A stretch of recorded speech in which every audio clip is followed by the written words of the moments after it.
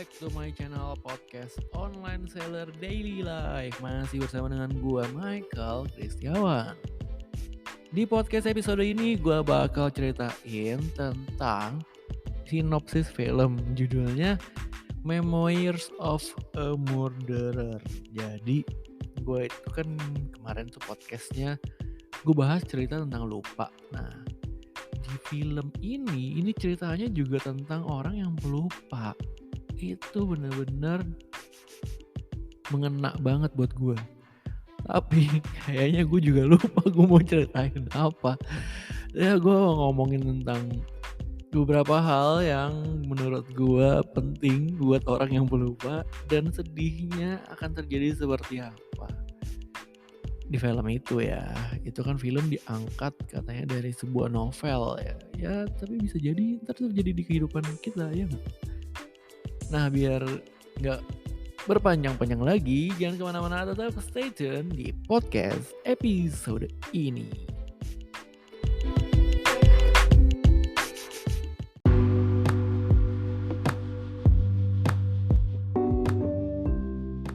Oke, jadi gue mau ceritain tentang film Memoirs of a Murderer. Di sini ada seorang bapak-bapak ya, sudah mungkin udah tua gitu ya, punya anak cewek.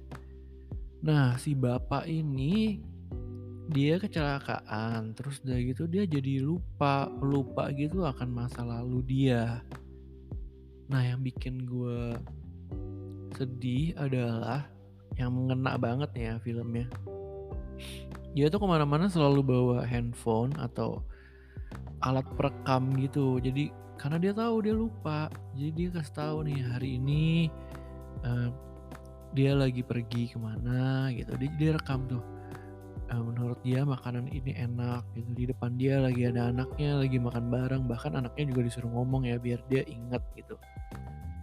Terus ketika ada kejadian sesuatu, dia langsung keluarin alat perekamnya. Dia langsung bilang apa yang ada di depan mata dia. Dia rekam suara apa.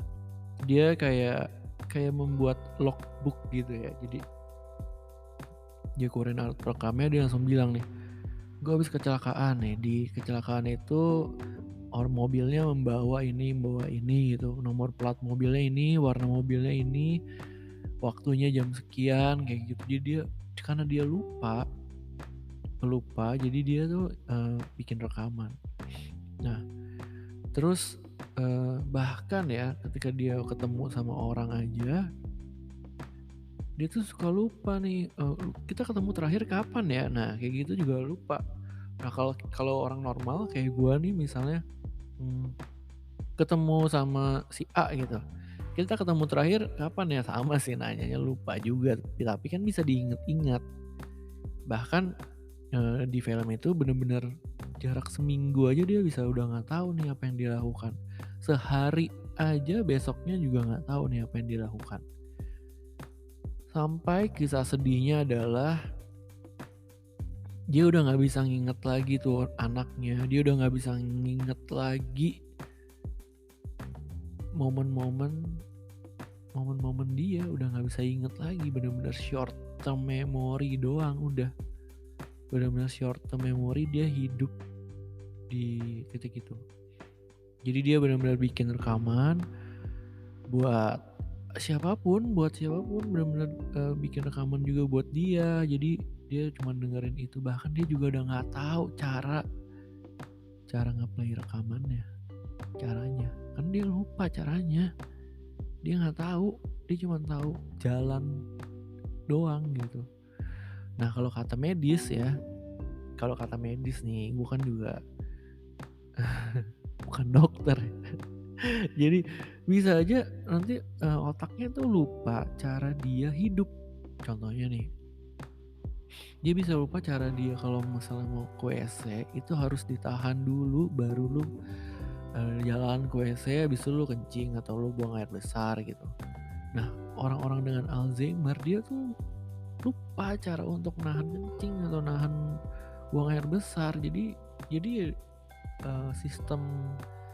sistem organ tubuh dia berjalan tidak sinkron dengan otaknya. Nggak cuman pikirannya doang lo yang lupa. Misalnya "Ah, ini siapa ya? Tinggalnya di mana ya? Namanya siapa ya?" Nah, kadang-kadang gue juga suka lupa sih yang kayak gitu ya. Let's say ada meeting nih, ada 3 orang nih, orang baru nih, datang kenalan, "Halo, namanya misalnya Andrew, Sarah, sama Dion."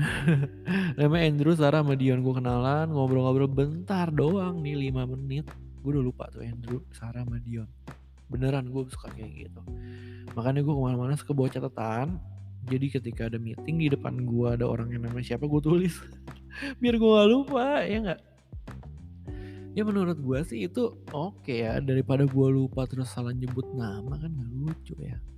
Ya walaupun kelihatan kayak nggak profesional cuman ya gimana, apakah ada latihannya atau ada suplemennya untuk otak gue supaya nggak lupa kan nggak tahu ya. Kita coba aja minum ginkgo biloba mungkin ya, gue akan coba minum itu selama 2 bulan gitu, apakah otak gue jadi cemerlang lagi.